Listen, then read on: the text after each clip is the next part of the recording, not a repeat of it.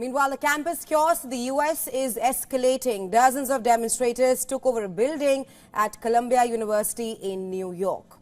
U.S. President Joe Biden says he opposes the seizure of the campus building. And these are images from the Columbia University.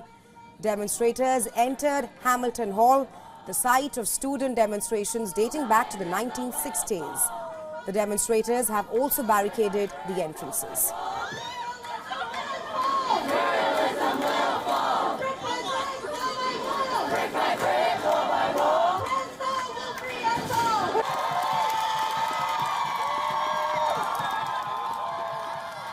The demonstrators also unfurled a Palestinian flag out of a window in the latest escalation of demonstrations against the Israel-Hamas war that have spread to college campuses nationwide.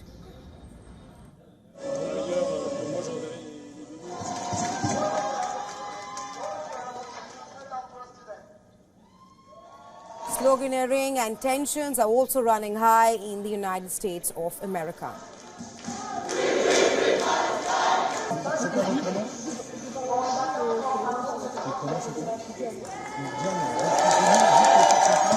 House Republicans called for the immediate resignation of Columbia University President Dr. Shafiq, saying that she has lost complete control of her campus.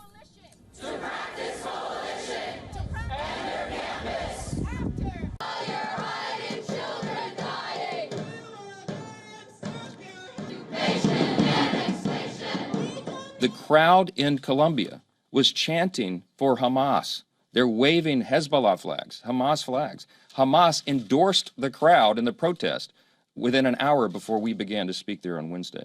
This thing is out of control. And the administrators who are allowing this need to be removed, and we've got to get control of these campuses. End of story.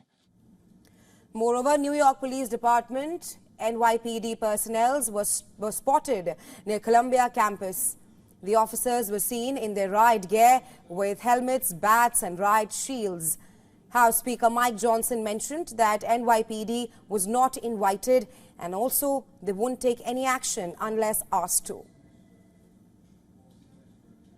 We're told that NYPD is outside the perimeter of the campus, but they have not been invited in. And they won't go until they are invited. What are university officials waiting on? What do they need to see before they stand up to these terrorist sympathizers? And that is exactly what they are. Meanwhile, Brown University reached an agreement with demonstrating students and they will remove the encampment from school grounds.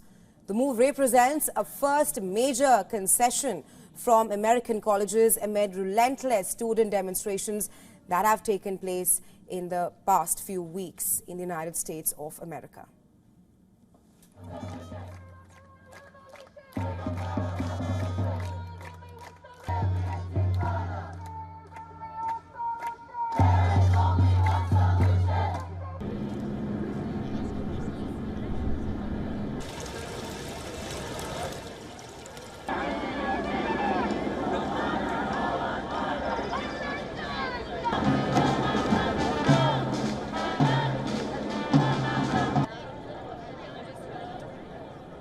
Israel and its supporters have branded the college demonstrations as anti-Semitic, while critics of Israel say it uses such allegations to silence opponents.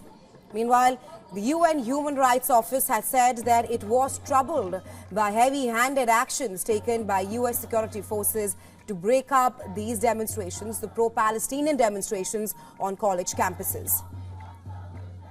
Such conduct can and must be addressed individually rather than through sweeping measures that impute to all members of a protest the unacceptable viewpoints of a few. Here, as elsewhere, responses by universities and law enforcement need to be guided by human rights law, allowing vibrant debate and protecting safe spaces for all. U.S. universities have a strong historic tradition of student activism, strident debate, and freedom of expression and peaceful assembly. Prior to the police entering the university area, our correspondent Susan Tarani spoke to students to inquire what they think about the ongoing demonstrations. Take a listen. This has been a huge inconvenience for over 10 days since they closed out many entrances. We have to swim through the crowds, and they've been changing the rules every few days. So for everyone in Colombia, this has been a really tough time. I came this morning from Israel, yes. I'm on my way to Boston to a convention, but I came a few hours earlier in order to see what's happening here in Columbia University. Because we see it on the news, but I wanted to see in my own eyes.